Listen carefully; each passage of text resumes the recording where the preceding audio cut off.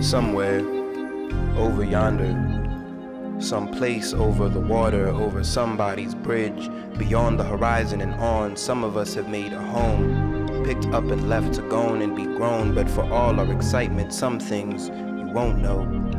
The grass ain't always green on this side, sometimes it turns brown in the sun. This epidermis is rich in earth, sunburn never touched my skin. I think they hate that my black don't blister sometimes. Maybe they don't like how when I see my nigga, I say my nigga, and they can't picture why the frame ain't bigger, why you didn't care before but hop aboard after. We be the segregated, lackluster, birth of a nation, blockbuster, blackbuster, bastards done come from everywhere we not supposed to. They hate when we break our shackles, but they like how we ice our chains. They be talking how we broke every time we ask for change. I won't say we is or ain't broke, but we ain't broke so much as broken. Still got handprints on my throat from every time they tried to Eric Garner my black boy joy. I can't breathe. They hear us whistle and Willie would lynch whatever song was in our hearts. Made me feel like my confidence is criminal. Correlate the culture with everything they were taught to fear. They see a fist and assume we want a fight.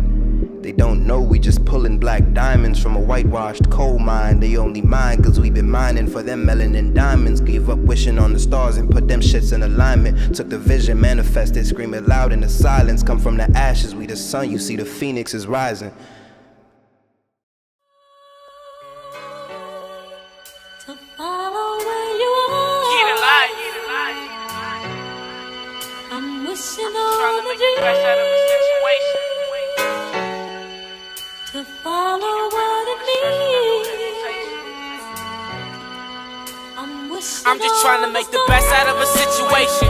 Getting rid of all the stress without no hesitation. Until they lay my head to rest, say all my mind is racing. I ain't worried about the bread, other things is waiting. I'm just trying to make the best out of a situation. Getting rid of all the stress without no hesitation. My name is Dominic Williams. I'm a senior, psychology major, athletic coaching minor, NAAC president, as well as being a member of Dane Faust Diversity Advisory Group. My original plan of coming to Southbury University, I came to play football. I was a member of the football team for my freshman year.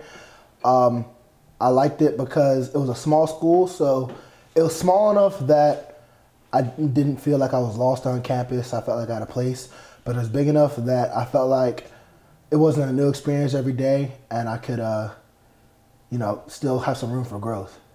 I'm Tim Williams. I'm a senior, SU 17, and I am the president of Men of Distinction here at SU.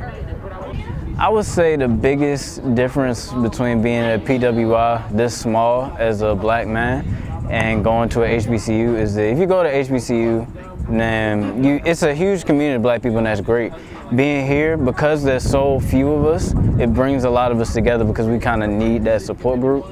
And so having that kind of a network to fall back on and people to talk to really does end up being a great positive just being at this campus.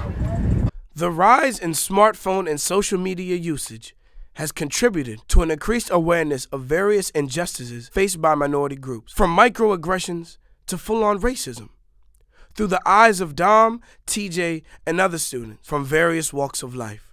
We will now examine the experiences of multicultural students at a predominantly white institution. It's different. Like, it's cool for real. I bang with it, but sometimes it's dry. You know, it helps me train, work with different markets. It's cool. I like it. It's a good environment to network. Me being from where I'm from, I didn't really talk to people that were white, if you can say that. My school was only blacks and Hispanics, and maybe there was a small group of white people, but that was it, and I didn't really interact with them. So where I was placed, it was great. I loved it. I didn't really think of it as in, oh yeah, I'm placed with all minorities, why am I here? No, I just went with it. When I first came here, I lived in Dogwood, and it wasn't, I feel like a lot of the girls would just look at me. Maybe they were intimidated, or they were just like, I mean, she doesn't want to talk to us, but I didn't really have that many black girl friends when I first came here. They were just white girls, because that's kind of what I was used to back at home. So then I come here and I'm like, oh shit. In 1903, W.E.B. Du Bois published The Souls of Black Folk, where he introduced the concept of double consciousness, which described how African Americans struggle to have one true identity. But you know more about that than me. I don't know more about it, but I mean, Well, could you explain it so like people? Well, double consciousness. It was W.B. Du Bois, right? Yeah. In about 1903, he was writing about the identity of black people in America and how you have the side of you that you may present to the majority, to the white public, and then you have the side of you that you feel represents you more so as a black person. And there's this conflict that goes on between the two constantly. We're trying to figure out, okay, what is it that I'm gonna represent today, or how am I gonna represent myself around these people or this person? With this concept in mind, the different aspects of one's personality may feel like two sides of the same coin. So two sides of the same coin is, in essence, it talks about duality in all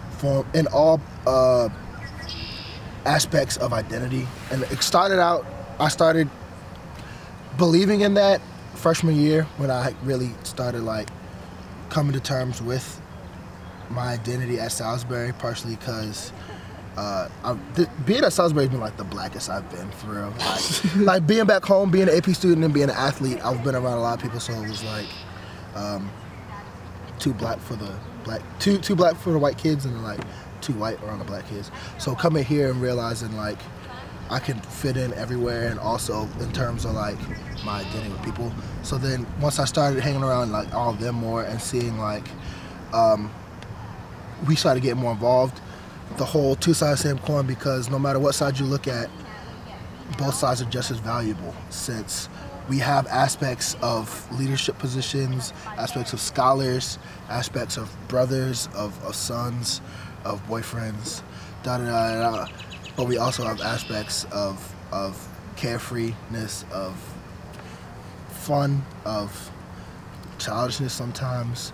And even in that sense, other people look at us in other ways. And perspective is a very funny thing, because everybody's gonna look at you from a different way, but no matter what angle you get looked at, it's gonna be the same value. Like, just because you go to a party on Saturday and go to church on Sunday, that doesn't mean that one of those things means more or less than the other to you, and it doesn't mean that one of those things is depreciated. Like, you can be all things and be the same thing at the same time. Like, it's a matter of like coming to terms with all sides of yourself and realizing that that's you. Like, your true self is your multiple selves. Yeah, I feel like us as a squad, like as the Burry Boys, like that moniker, that, you know, that title that we came up with, it perfectly explains what we wanted for us, our leaders, to kind of like look like. You know what I'm saying? Because I feel like when I was a freshman and I was looking at the black peoples involved, it was like I didn't really see them out though. I didn't see them like at the functions like that to me. I don't know. I felt like it was either you was the party people or the going out and about type thing. On campus, they try to be diverse. I would say try very loosely. I would say one of the main problems with the campus as far as diversity goes is just that even though we may get along as different ethnic groups, it's kind of hard to combine and really get a good combination of people in the different groups or events and things like that. It really just kind of makes a divide on the campus. It can make some people uncomfortable. Being a black man on campus, I know that I'm looked at differently, especially being a tall black man. I'm very intimidating. Like I can't like do certain stuff that other people could do. I know one thing that has continuously came up in my 4 years here is it's kind of like two buzzwords: diversity and inclusion. And people like to use them interchangeably, but they're definitely two different components of the same thing. I feel like there's definitely been a growing sense of diversity on this campus. Just since my freshman year, the amount of students of color that I've seen has grown. I mean, I don't know if more of them have decided to come out and be a more visible force, but I just know the campus doesn't look the same. But the atmosphere is still similar in terms of the inclusion aspect, because it's partially the mindset and it's partially just how things are by tradition, I guess. it seems like certain events are more geared towards other groups, and you know, you can have 100 of each group of people, but if they're only going to be around that group of people, that's not inclusion. I mean, one of the simplest things, like, for example, like if they were like passing out flyers for events, I would be the one to not get a flyer, but the couple people behind me who were white would get a flyer, and I'm just like, I mean, I could support, but you didn't take the time to, you know, give me a flyer, so I can't. Sometimes sororities, you know, the white sororities, they kind of do that where they give out flyers, and it's like they don't give it to me, they give it to people in front of me, behind me that are white, so it's like, why are you sponsoring and all that if you're not going to give it to everyone? I have noticed it. I mean, I wouldn't say it's happened to me because I just kind of give them this look not to pass me something because I don't want it. But I've definitely seen them pass up on colored students because they were colored, and then the next wave of people come in, especially by Commons, and it's a group of white girls, and they're happy to pass their stuff out. It's like, do you just not want us there? Do you want us to not know? Because, you know, we're all on this campus together, so it's just confusing as to why you wouldn't want everyone there as much as possible. One life to live, no second chances. Got a lot of questions, somebody give me answers. I learned a lot of lessons, now I'm understanding. Everybody for theyself, I'm just another scrambling. That's why it's true, never show too much. See things, some people drink, some people smoke too much. The street dreams, fantasies, but they don't do much. Got me thinking, can it be? Feel like I know too much. But close your eyes, and you'll see where I take you. Shake you, break you, might have a breakthrough. Giving you a great view, tell you why they hate you. Strip you of your culture, watch them haunt you and rape you. Life is a way to make the truth wasteful. Screaming every night like, to my life I be faithful. Yo, to my life I be faithful. Screaming every night like, to my life. So this is what happened yesterday.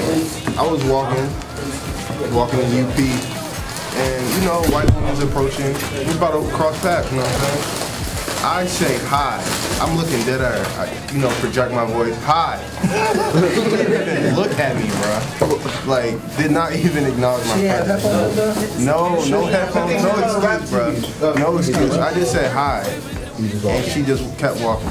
So I was like, I'm not saying hi to no white women. Nah, I remember one time. I'm on probation. They're saying hi to white women. That was one time, me and my roommate, right, we were walking to the tunnel. So this girl dropped her ID card, and she just kept walking. So we picked it up, went to go give it to her, like, hey, hey. She kept walking. Hey, hey. And we had to tap her. She was like, oh, I'm sorry, thank you. Just left. I should throw that idea away, man. Every time we're in Commons, it's like they always stare at us for no reason. Like we were just walking. People don't know how to say excuse me. No, they don't. They don't. You just be walking and you be like, what you doing? Salisbury has a lot of black leaders. I'm hoping that they'll allow those black leaders to use this campus as a platform. But right now, I think they're scared to. For example, the Justice for Peace rally. We could have just called that a Black Lives Matter rally, but they didn't want to do that because that would have caused conflict, confrontation. I remember us having a march on campus, Black Lives, everyone wore black, and people were in Red Square laying down in the shapes of people who have died from police brutality in the last years. And I remember getting on Yik Yak that night with my friends, and there just being so much racism. People saying, you know, there's going to be a ship waiting for you out front of GUC to go back to Africa and get off my campus. And I deleted the app after that because I was like, it's so hated. It's so much hatred. And then I remember last semester during the election, someone drawing with chalk, telling people to go home, leave the campus, and it doesn't seem very inviting, especially a student of color. It doesn't seem like there's many things for us here. I pledge allegiance to the campus of Salisbury University and to the institution for which it stands, one voice, under Dr. Janet, already divisible, but still claiming liberty and justice for all. I pledge allegiance, whatever that means, to the campus of a university I would hardly consider diverse, Here is where I learned that college is a scheme, meant to take away black students' money just to sell us back a pipe dream, and to divert attention away from Salisbury's diversity mission, tearing at the seams. I've wondered why on this campus we are not united, instead divided by simple things such as race, where young adults yell insults outside their pickup trucks when they aren't brave enough to say it to your face. But honestly, I'm done with you giving me dirty looks and making me feel misplaced, when I'm pretty sure that I'm the one that came in with the better grades. It's 3 years later and I'm still wondering who taught some of y'all how to hate. And yes, I'm also speaking to the faculty that teach, cause some of y'all hear insults that are within ear's reach, but decide to stay silent instead of correcting their speech. Is your uninclusive behavior due to the simple fact that you don't want to defend me? No, that's right, you just don't want to get involved. I guess it really is justice for some and not justice for all. Guess Salisbury only cares about the black students who can dribble or throw a ball. It's really no secret that we tiptoe around campus biting our tongues. Honestly, most of us just want that degree so we can, as they say, go back to where we came from. A common phrase heard from outside a pickup truck yet again, and similar ones just like it heard too often, which makes budding friendships impossible to mend. I'm sure we are all curious as to when they will finally hear our voice, but sometimes change only happens when you give them no other choice. It don't ever bother y'all or like just kind of shock y'all. Like I remember when Straight Outta Compton came out and they was talking about, you know, police brutality, and everybody was like, this movie, you know, this happened in like, you know, late 80s, 90s, and it's still relevant. And then we go to W.B. Du Bois and it's like over 100 years ago, like it's still relevant. It's like does that ever just like mess with your head sometimes about like literally what our great-great-grand, you know what I'm saying, grandparents was going through? We feel that same feeling just in a different way. Like, when does that feeling ever like leave? Like, is it ever gonna leave? Is it ever gonna like get to a point where it's like, you know, minimized? I think about this a lot, and I've never felt the way to perfectly articulate it, but I think about it a lot for a lot of different reasons, because you know how like every year on your birthday you look back and you're like, yo, I was so dumb last year, like, or you'd be like, yo, you know, when I was younger I was so stupid, like, you know, like 21 was wild, I did some crazy things, 22 is gonna be different. I've matured so much, but you've said that every year of your life, and how you dumb every year if you plan on maturing every year, and it's like society is like that, and we think we're so much farther along than we are, but it ain't that much different. We've become, I mean, more civil in certain ways, but honestly, human nature hasn't progressed that much. Like, so to say, like, I can't believe we dealing with the same stuff that we dealt with 50 years. Really? Are you sure? Like, bro. Like, what? It's like I think about it a lot to think that it ain't too far back. You know what I'm saying? It ain't too far back. You go back a couple generations, we can't vote. Like why do you think you changed that? Yeah, one. 1.5. It's just crazy. Depending on how real of a 90s baby you are. That's wild to me. I just appreciate the fact, you and Jameer both said something that was literally the same thing, just in your own way. I feel like Salisbury University, it wasn't what I expected. I mean, partially because of my role changed here as a freshman, coming in and thinking like I'm here to play football, get good grades, and graduate, to I'm trying to make a difference on campus and I'm trying to have as much fun as I can. Coming into the school, I transferred in here to play football was my #1 priority when I first got here. So I was kind of out of the loop as far as the black community. It took me a whole semester to get, you know, immersed into it. But once I did, it felt welcoming. Like there was people, you know, there with open arms. And once I really got into it, it was just like I felt at home. It felt like a great thing to be a part of. That's amazing how two brothers coming to school, playing football just like any other black dude at Salisbury, don't play football no more, and didn't use it as just like, oh, well, you know, I'm gonna just get, you know, both of y'all are in NAACP and BSU.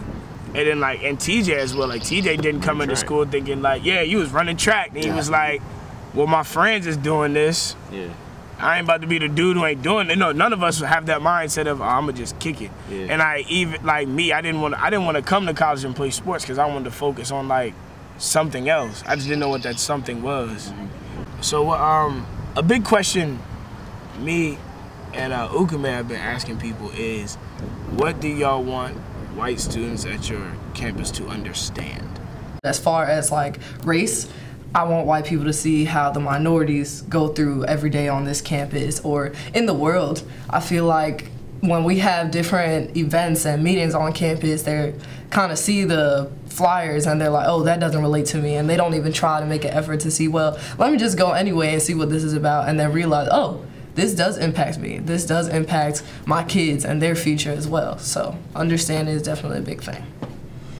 Us as the minorities, we're always welcome to people coming and like trying to leave an open hand, even though y'all be leading with a closed fist. I'm looking for more empathy on campus from the white students because they are the majority here. So I'm looking for an open mind and the willingness to learn, because the president of the United States could come from Salisbury University's campus. So I'm just trying to make sure that they're as educated as they can within diversity and inclusion, and that other people live different ways than others. So I think that people need to be more open to knowing more, because the difference, to me, the difference between not knowing and not caring is that you may not realize that you're being ignorant. You know, you may not realize it, but you're hurting people. There's a difference between that and knowing you're hurting somebody and you just don't care about it. So what I think is that people need to be more open to learning about these things, learning about, you know, why is it Black Lives Matter and not Black Lives Matter more? Like, why is All Lives Matter offensive? Why is Build a Wall offensive? Some people don't know that it's offensive or don't understand why, but there are a lot of people, knuckleheads, that just don't care at all. I want to echo Sierra's sentiments. I don't know if I said it earlier, I don't know. I don't want to say the same exact thing, but at the end of the day, like, listen, because people wouldn't be pointing out a problem if there wasn't a problem. If I'm thirsty and I ask for a drink of water, don't tell me that I'm not thirsty. Like people wouldn't be saying something if there wasn't a need for it to be addressed. Like, you're telling me that the entirety, okay, maybe not the entirety, 85% of the black community is just doing this because we think it's fun? You think we're just doing this because we got nothing else to do? You really think we don't care about education? We just protesting because it's like, yo, let's see what they do to this. Like, no, like we're trying to meet a need. There's a reason that this is happening. Like, we're saying, like, look, don't tell us that we don't have a problem. Just listen to us and work together to find a solution. Like, we're saying, listen, we're saying, like, hey, we're trying to get y'all attention because we need to get this message across. Don't be like, that don't apply to me. We won't be talking to you if it didn't apply to you. Sorry. Second, wanted to say that color blindness isn't a solution, because like turning a blind eye and saying that like we're all people, we're all students at Salisbury, we're all people, we're all humans. Like, ignoring differences isn't a solution working towards equality, equity, harmony, all that stuff. Not at all. Like, what I've been trying to, when you feel like you're the norm. Exactly. Like, what's important is like to acknowledge the differences, but treat everyone equally. Don't say that there's no difference. Like, even though there's a difference, we still good. I just want them to understand that, look, I came here to get my education. But with that being said, I hope you know I'm one of the few people who look like me on this campus. So how I'm moving, if you don't understand it, you're not really gonna understand it. You know what I'm saying? You're not gonna feel that way. You're not gonna understand how it felt in 1903 for black people to literally feel like they were not human. And just have to be stuck in this box. And now, over years past, we're out of this box and we realize what we can do here and what we can do here. We can go to a black school, we can go to a white school, we can hoop, we can we can do all of this, but I mess up once and it's a wrap. You know what I'm saying? It's like it's over. And so like when you see me like making sure my black people is getting involved, because I know for a fact like this ain't gonna be taken away. Because we still not even where we trying to get at. So we're not trying to take no steps backwards, we trying to move forward. And that's what I feel like they don't understand. I would like to say for the record that black people do not hate white people. Because it seems like at this school, I don't know, it feels like they're afraid to talk to us, or like they don't want to do things with us. And it's just like, we don't hate white people. It's just there is a history there that has not been dealt with. And since we do have a new president that is racist, it builds a lot of tension on the black community and recession with the white community. Even though we don't get support from others, our bond within ourselves is strong, and it's kind of because we have to be. If we don't support each other, then nobody's going to really support each other.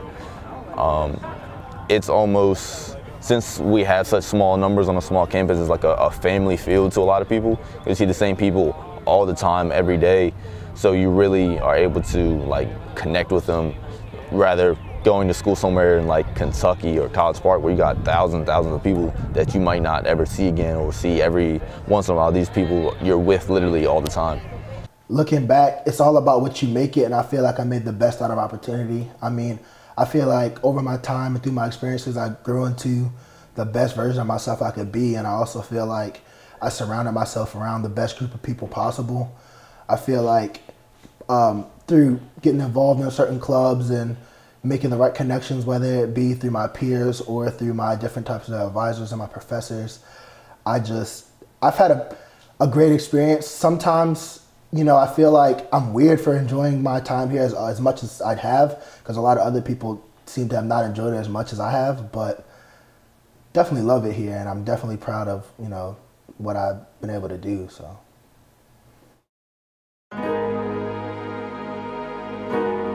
It's funny they never heard his voice, but you could tell by the tone that the man toxic, making believers out the agnostic. So watch your step before it's mad caustic. We been the kids since the building of the pyramids. No wonder they wrote it in the sands as gossip. So we stand with a command and posture in the octagon, a cut above the rest. Every uppercut landing proper, analyzing for a plan to drop you. Thought you was lit until his fingertips to your candelabra. Hand to God, they ain't never spared a rod, surrounding us while surprised that we made it here alive. But when they thought it was done, the prodigal son came back dressed in the best clothes, proclaiming I am the one. Never seen a soup kitchen, but the fam kept it sheltered for me. Every morning Father got another message for me. I see the agony in his eyes when he tell me stories, and it only made me more afraid of what the future hold. I used to make it with the least amount of effort. Now my peace of mind is severed, trying to beat behind the pressure. They told me seeking you'll find. I'm used to being behind the stigmatism. The kid can never read between the lines. Homie, I will pull your card, but it seems to be declined. Just an oddity that needs to be defined. And it's funny cause I look around now when melanin is a fashion trend. They called me Blackie back then, where was the fashion then? I see what's happening, and sometimes I wish my heart was as hard as the wall that my back's against. Trading my lashings for the master's pen, so knock knock, let the master in. I gotta tell you with some maniacal methods to the misbehaving. He hit the stages to put him out to the streets, guess they missed the payment, or maybe exposing the criminal within. How we giving statements, give me the podium while I say this. I find it heinous that for the inspiration I'm excavating up in the sickest places. See, I was up boxing at the crack of Don King, and this was way before Don King was switching races. Starting to see growth, but coming up short when it comes to patience, like when they blame scripture for the lack of liberation. Pardon me if I seem to find it hard to believe we were enslaved by a book that we weren't allowed to read, but personally I need ample hours by my lonely, less time with the homies and more mama's emojis while they was fixing to mix the prescription with the codeine. I was seeing y'all as ingredients for the protein, the master, the trial. This is man versus wild. I never met a Bear Grylls, I was trying to bear fruit, still grabbing collateral through the mess.